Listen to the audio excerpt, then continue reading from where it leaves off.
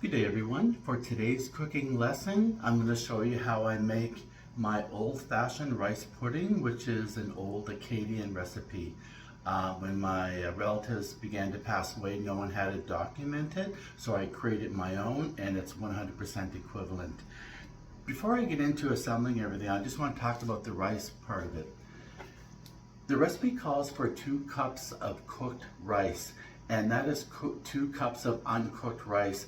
I don't use any fast cooking rice or minute rice. I use just regular long grain white rice, and I cook 2 cups of it in 4 cups of water. And when I'm done, I end up with around 6.5 to 7 cups of cooked rice, and that means that it hasn't been pressed into a cup, just lightly put into a cup. So in the end, 6.5 to 7 cups. So to get started, what you do is you take 2.5 cups of milk. Just I use whole milk, like 3.25%. Add 2 eggs, approximately 1.5 teaspoons of cinnamon, a pinch of cloves, a pinch of nutmeg, and a pinch of salt. Throw that in there. After that, you add 1.5 teaspoons of vanilla,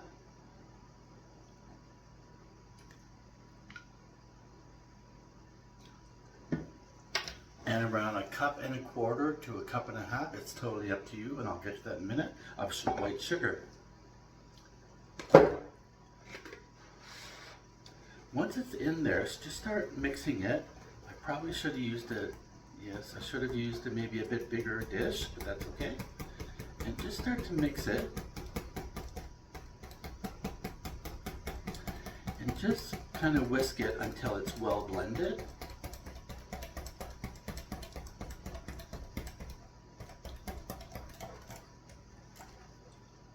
I am making a bit of a mess here because the mixing bowl or cup I'm using is a bit small, but that's okay. After you get it mixed, just take a little spoon and give it a taste test. This is a good time to decide if you want to add more cinnamon, more vanilla, or sugar for that matter. This here tastes perfect just the way it is, 100%. Now to assemble everything, I have a larger bowl. And I have a larger bowl so I don't make a mess like I did with the liquid mixture. So to the larger bowl, I'm going to add the cooked cooled rice.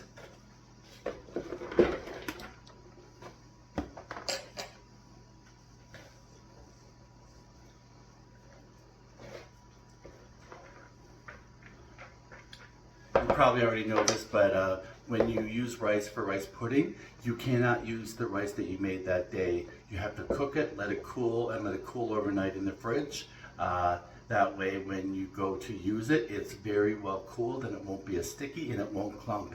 When you do take it out of the fridge, just take your hands and rub bunches of it together just to separate it. So I have all of my rice in this large bowl. I'm going to take this really nice tasty mixture. I'm going to add that. Then I'm going to add approximately 2 cups of sultana seedless raisins. And I'm just going to give it a stir.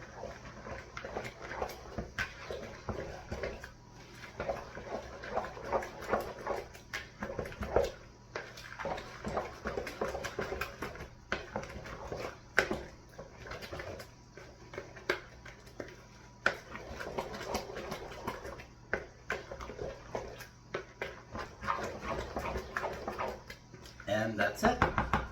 So from here, I'm going to transfer it into a large baking dish. This is like a 9x13. If you use something a bit smaller, it won't matter at all.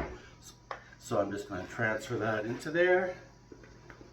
Give the bowl a bit of a scrape.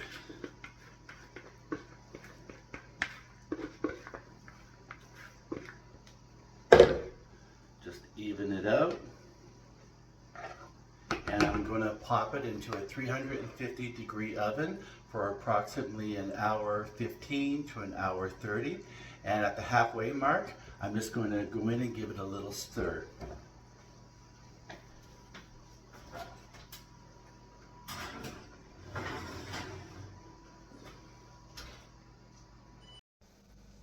Okay, so I'm back. The timer just went off and the rice pudding is ready. I'll just take it out of the oven. Ooh, that's more. And here you go. As you can see, my glasses are all steamed up from the heat. So this is the rice pudding that we made together. Doesn't that look absolutely amazing? To serve it, it could be, just let it cool a bit. You can serve it warm in just a bowl, and if you want, you can add a little bit of milk, or you can add maple syrup like my Aunt Agnes used to do, or put both in there. It's totally up to you. But doesn't that look amazing? It's just, it brings you back to when you were a kid, and I just absolutely love this. As a kid growing up, it was one of my favorite recipes. Anyway, take care, have a great day. Bye. Thanks for watching.